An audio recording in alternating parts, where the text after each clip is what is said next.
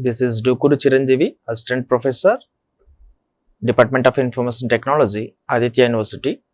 Today we will discuss programming for problem solving using C, topic computer generations.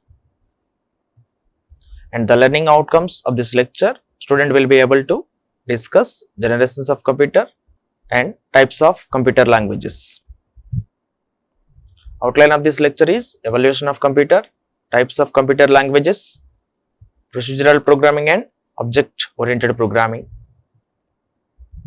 And these computer generations are categorized into 5 generations: first generation, second generation, third generation, fourth generation and fifth generation. Now coming to these categories of generations, in first generation there is no operating system and the duration of this first generation is 1942 to 1955. And in this generation, memory device used is vacuum tubes, and the key features of first generation is vacuum tubes used as electronic circuit, and magnetic drums are used as primary storage, and punch cards are used as secondary storage. And in this first generation, machine level programming was used, and the processing speed in first generation is milliseconds. And an example for first generation is Mark 1, UNIVAC, ENIAC. Now second generation. In second generation, the first operating system was started, that is batch operating system, batch OS. Okay, so this batch operating system generally works like batch wise. Batch operating system works in batch wise. Unless until one batch of task is completed, next batch cannot be started.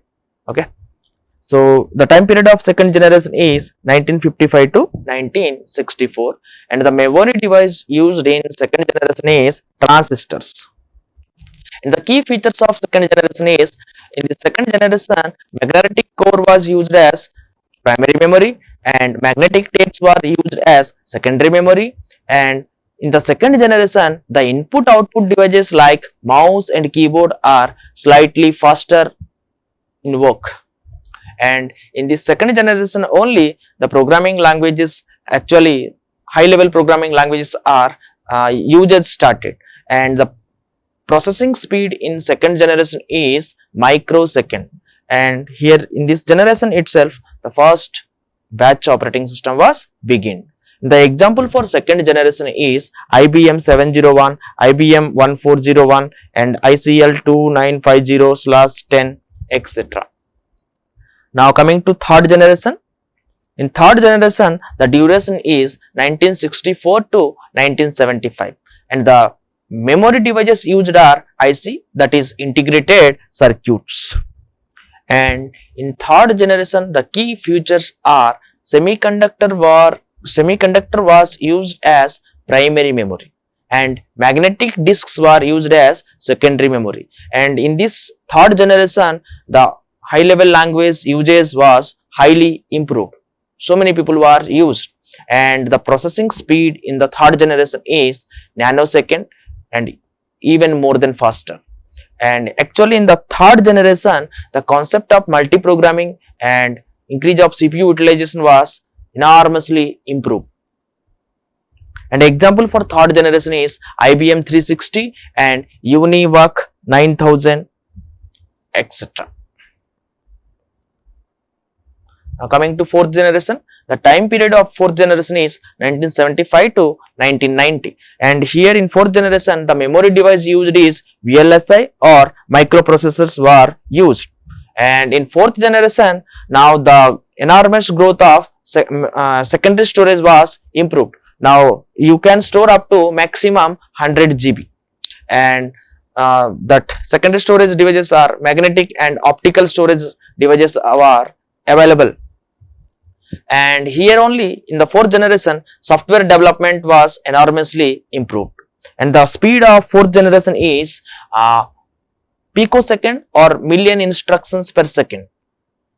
And example for fourth generation is IBM PC, Pentium PC and Apple Macintosh, etc. Now fifth generation, the time period is 1992 till date, and the memory devices used are biochips.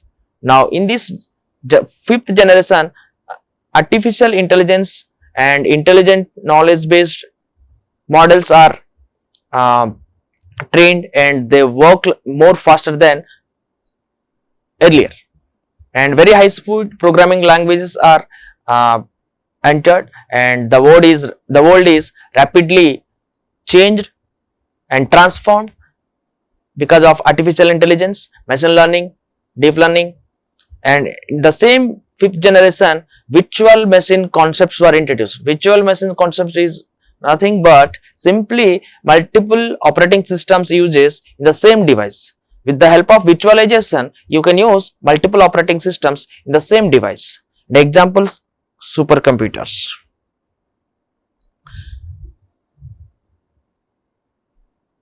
Now I will discuss various types of computer languages. So there are three types of computer languages. The first one is machine language. Okay, this is the machine language is the only language which the computer is directly understands. So this is the natural language of computer, we can say, and this language is string of zeros and ones. That's why we can also call it as this language is machine dependent. Only this computers can understand. It is very difficult to understand by the human beings. That's why it's so confusion for human beings.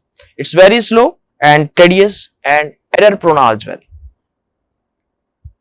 The second type of computer language is assembly language. This assembly language is simply, you can say, English like abbreviations represented elementary computer operations, which is very clearer to humans, but it consists of alphanumeric symbols.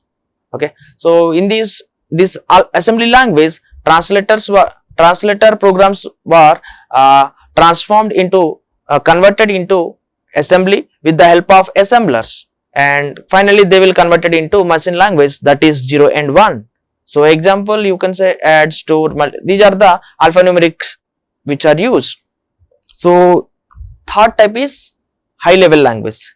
It is also high level language, you can say. It simply looks like day to day common English language or mathematical notation which consists, and here we will use compilers to convert that source code into machine level language, and it interprets directly, execute high level language programs. And these are the some of the examples for high level language. You can say C equal to A plus B, or any statement whatever you have written, maybe printf statement, scanf statement, these all are examples for high level language.